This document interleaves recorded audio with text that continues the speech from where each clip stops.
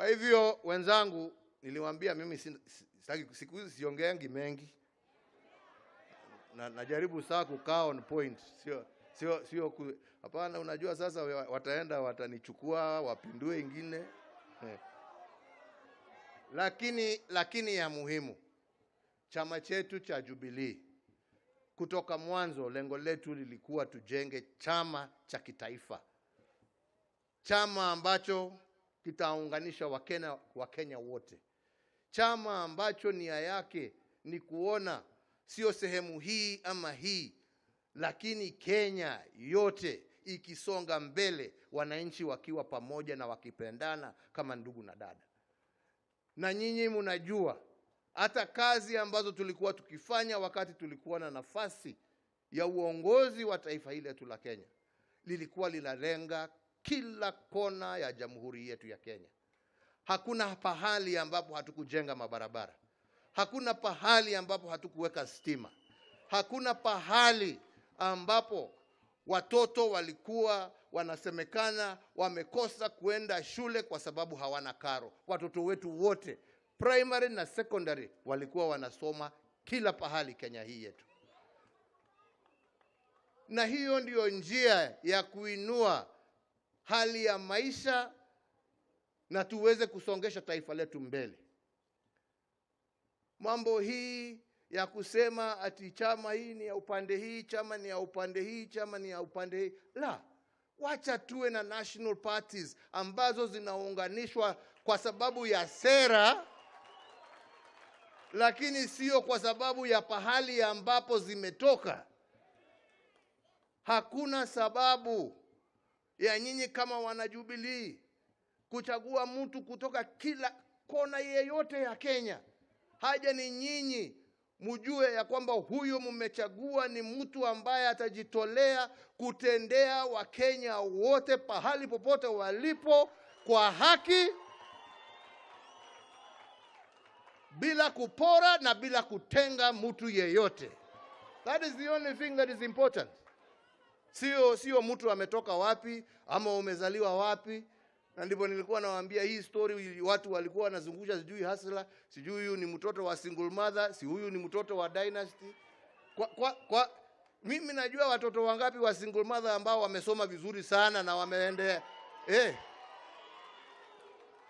Lakini kusema ati wewe sababu wewe umezaliwa na single mother, hiyo ndio qualification yako ya kuchaguliwa. Hapana, njoo uambie Wakenya ni nini utawafanyia. Pahali popote umezaliwa, haja ni nini unawafanyia.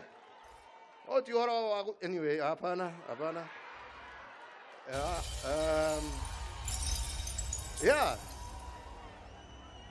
Kila mtoto, uwe umezaliwa kwa nyumba ya matope, uwe umezaliwa kwa nyumba ya dhahabu, kila mtu ako na nafasi ya kuongoza taifa hili letu la Kenya. Haja ni apatiwe nafasi. Na tunataka sisi iwe chama chetu cha Jubilee ndicho chitapatia Wakenya wote bila kubagua nafasi ya uongozi katika taifa letu la Kenya. Na hiyo ndio lengo letu. Na hiyo ndio nimesema, na nitahakikisha mimi nimesimamia hiyo process mpaka mwisho. Na ndio zile shida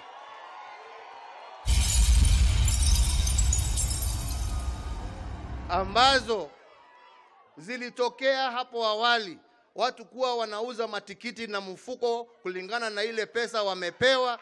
Hiyo system imeisha. Transparency itakuweko in all the processes that we shall follow. Na mtu kama ni kiti unataka, wenye viti ni hawa, waongeleshe na uwaongeleshe vizuri. Ama ni namna gani? Tumekubaliana wenzangu? Na mimi nitajitolea sasa, kwa sababu tumesema tunataka kuanzisha recruitment drive, kuanza kuzunguka mashinani kila area, tupatane na nyinyi, tuongee pamoja na nyinyi.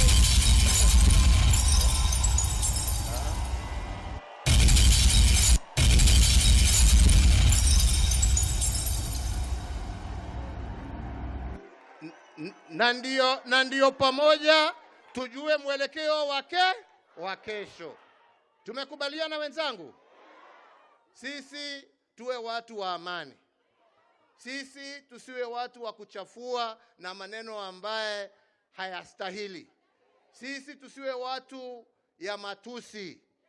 Sisi tuwe watu wa kueneza upendo, amani na maendeleo katika taifa letu la Kenya. Na najua tukiwa hivyo, tukiungana na wengine, Mungu ndio anajua barabara ambayo ametupangia tukielekea huko mbele.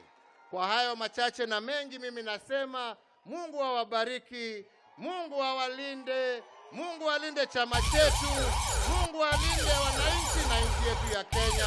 Asanteni sana. Thank you very much.